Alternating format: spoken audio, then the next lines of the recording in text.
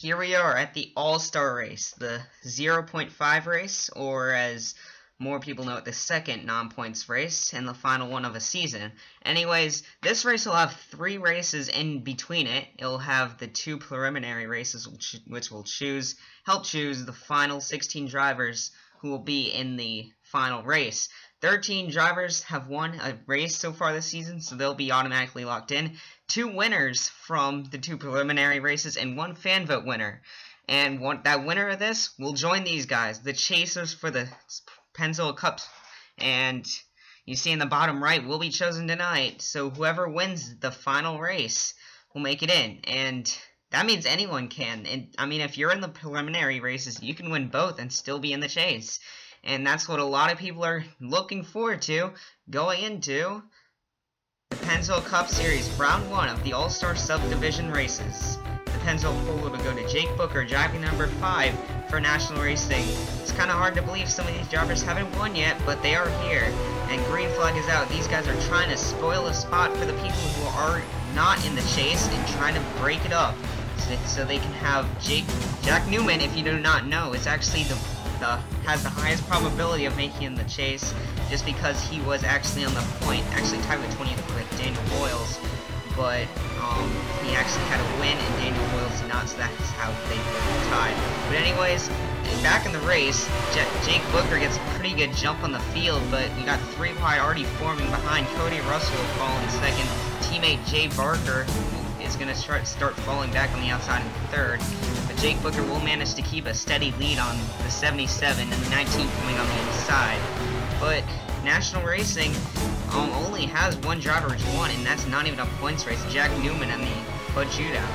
Looking back, we have some first-time drivers, 5 of them actually, 3 in this race and at least 2 in the next.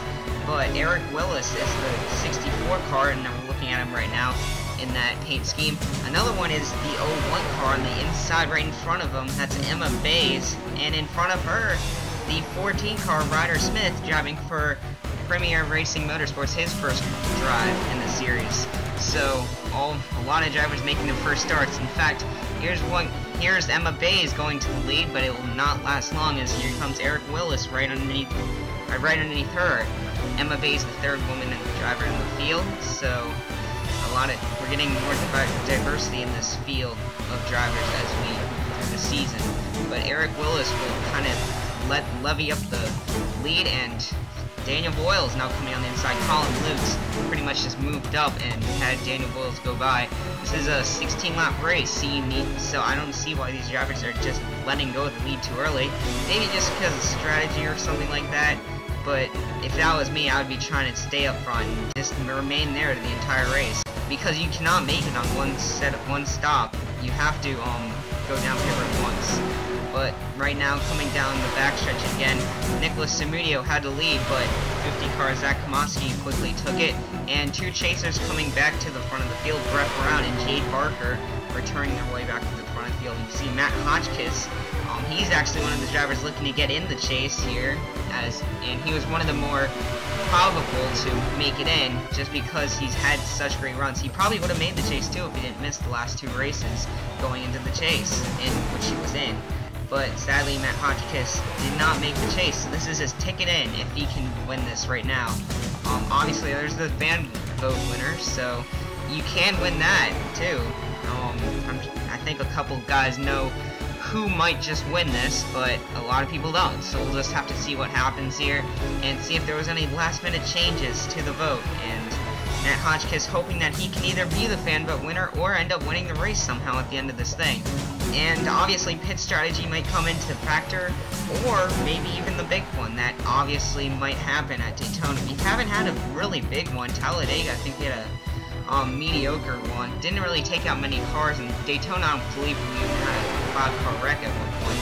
But anyways, back up front, Nicholas Samudio still is leading the race, but coming on the inside, that's Colin Lukes in the 40 car making his 2nd start. His first start was at Las Vegas when Ryan Dunn completely dominated and take his 3rd win of the season.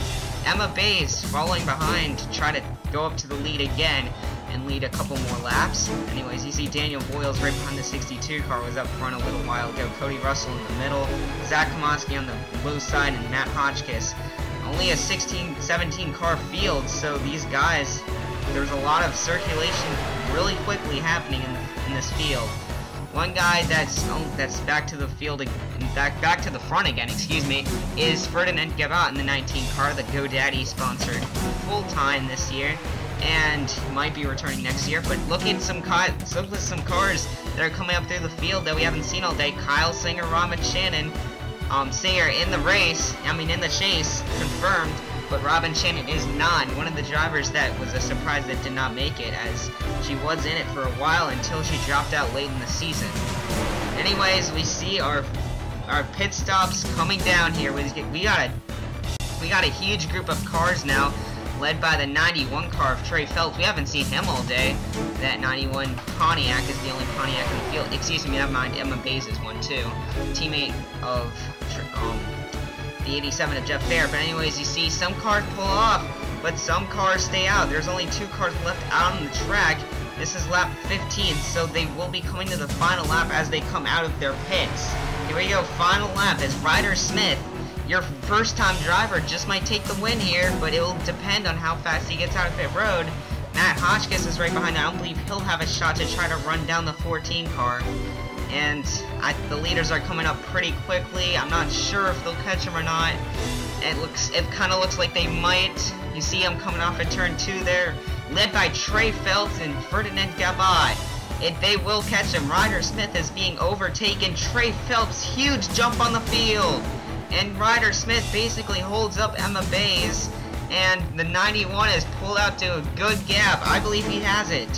The Pontiac driver is trying to make the only Pontiac in the field for the final race, and he might do it here. Checkered flag waving as the 91 car will take the checkered flag, and great job for Trey Phelps in the 91 car. RHI will get their first win, if you want to call this a win, in the subs division race, and will have a shot at making the chase. And you see, great job for all the first-time runners there. Eric Willis and Ryder Smith up there in the front. Emma Bays as well, finishing 6th. But there's their finishing results. Ferdinand Gabot so close, trying to get at least one Alonso Gabot racing car in the field. Didn't really work out too well. Has another shot, though. Still has Bella Davis, actually, with a win at Kansas, so she'll be in the final race. And you see Colin Lukes, Daniel Voiles, pretty much at it. Matt Hotchkiss as well. And in the back, though, here's the big surprise. Look at the drivers from 12th down. All really big names. I think that most of those chase drivers, though, just kind of wanted to save the car in case a big wreck came out. But, I don't know, I think it was just because of pit strategy, and can't really say that. Robin Shannon, not a good day. Nicholas Sumudio, both those drivers now knocked out of a chance at getting inside the chase. And too bad for them. But anyways, welcome to the round 2 now of the All-Star Subdivision races. In the Polo World, we go to Jay Durrell, driving number 43 cars. We take the green flag once again. And the Far Motorsports driver will lead him down. Kevin Ulrich on the outside in that 61 car, driving for Tetronics Motorsports. Trying to make a second Tetronics Motorsports car inside the chase grid. And you see Brian Lenning in the 22 car, another favorite from Tanker Motorsports, looking to just get some forgiveness this race. Behind him, Nick Purcell's in the 16 car. And another small field here, as all these races will be. And it's kind of reminiscent of the Bud Shootout. This is not as many, actually. This is actually more than we had in the Bud Shootout. But it's kind of around the same amount of drivers that were in that one race. So, Jay Durrell, excuse me, will still be able to keep the lead, such as Jake Booker did last race, and he'll take the lap. But right now, coming on the inside with a hard charge is Zach Cars with Gary Weaver, and those two cars want both of them in the chase, so they have really nothing to lose, just going for the win right now. And right now, we got two of our first-time drivers in this race. Max Newworth in the 66 car, former owner of Flash Racing before he decided to become a driver and close Flash Racing's doors. Now not an active team. And Giovanni Brazza had to move out later, and more on that later. But the other driver in the field is the 04 machine, new Tetronics Motorsports driver, and so that 04 car, not showing anything up front yet, but trying to make his way up through the field. Jason McCarthy in the 10 car, driving the USA scheme, just like every other single driver in this race. doing the laps right now as he gets up to the front of the field to show his Premier Racing Motorsports car out front. Ryder Smith had a great race, so the 10 car's looking to have one as well, and so far doing a good job at it. In that 10 car, the 26 had complications before the race, and he did not make it in time in post-race inspection, so was not eligible to race. The 38 car of Aaron Lukes also is a driver that's suspected to make it. Has a Rascal Racing engine and car to drive right now in this race. Came into oh, we got a wreck and a huge crash behind. Big one at Daytona. Comes at round 2, and who does it take out? And we still got some pretty big names up front. I saw AJ Davidson, Aaron Lukes, Zach Cars, Brian Lenning, Arsha Sane. But I'm not sure who that was. I thought I saw Jay Durrell get turned, your pole sitter. So he's probably done. I don't see him up front. But look at the field, how it devastated it. There is less than half the field left. And we're looking at Nick Purcell's, and it looks like 4 wide just turned wrong, and someone's upside down. Gary Weaver goes for a tumble in the grass, barrel rolling in the air. Gary Weaver, huge roll for that 13 car. Already confirmed into the chase, so this won't really matter as much as if he wasn't. I see 2 more white cars that are stopped there. One was Kevin Ulrich, and I couldn't really see the other. Nick Purcell's kind of slowing down, almost brake checking the 43 car, obviously mad at him. Anyways, here's a replay. Jeff Fair almost makes it through. That was Caleb Hoffman who hit him. That was the other white car that was slowed, so not going to be a good day for the rookie out here today. And don't get dizzy here, as here's Gary Weaver's on board, and you see he gets hit hard in the driver's side door, and then just when he hits the grass, look at that. That's just, oh my goodness, that's hard. Gary Weaver, huge wreck here. We do hope he's okay in that 13 car, but we still have a race to run. Green flag is out as Brian Lenning will take them to the green. You see Julio Barraza sticking his nose underneath the 38 car, trying to get some quick positions up through the field, and the field is just racked down in half, and a lot of the other cars that are still in are actually slow and probably will not contend for the win. But going down the back stretch, the field tries to stay until I see Mark Francis Alonso in this track, big blank keys, and making it 3 wide. That's AJ Davidson on the inside. Arsha Sane trying to make some moves, trying to go down there with the Malley Motorsports car. 2 Fords trying to work together to get to the front. And on board Julio Barraza now riding right behind the 22 car.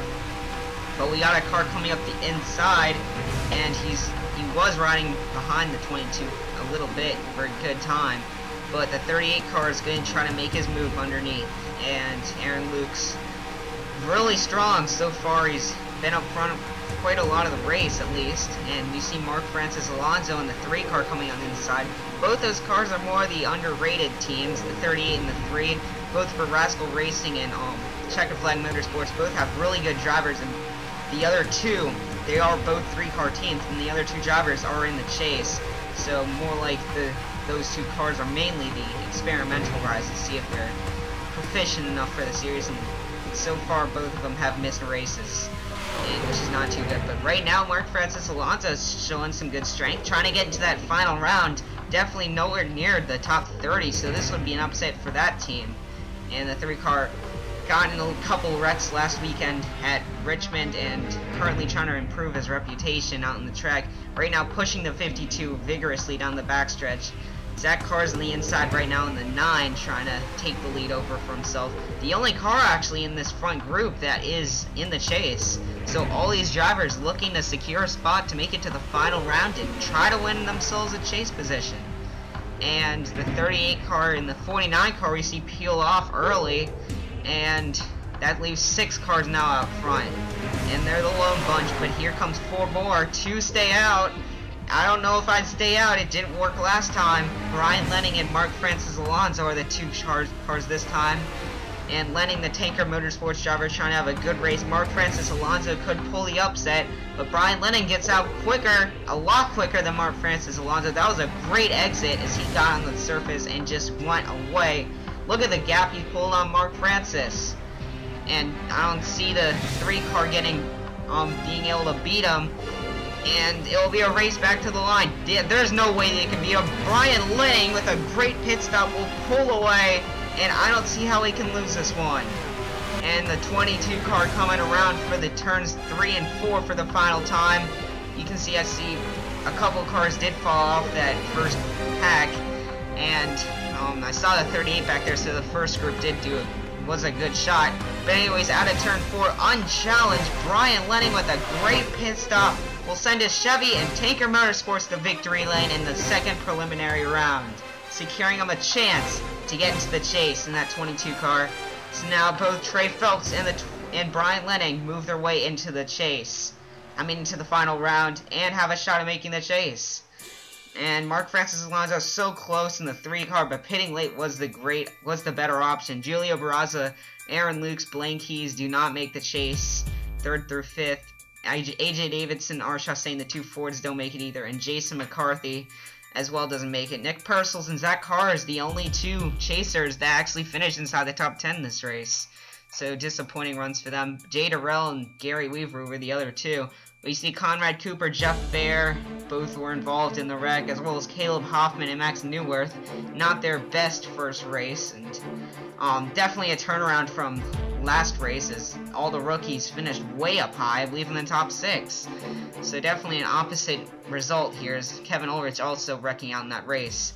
But now, as we move on to our final race, Trey Phelps and Brian Lenning are in it, but the fan vote, Daniel Voiles with 6 votes will edge out Jay Barker and Brian Boone to be inside the chase. In the final race. As you see, Daniel Voiles 2 votes ahead. That was a pretty good margin, at least. We got 50 votes at the time that picture was made.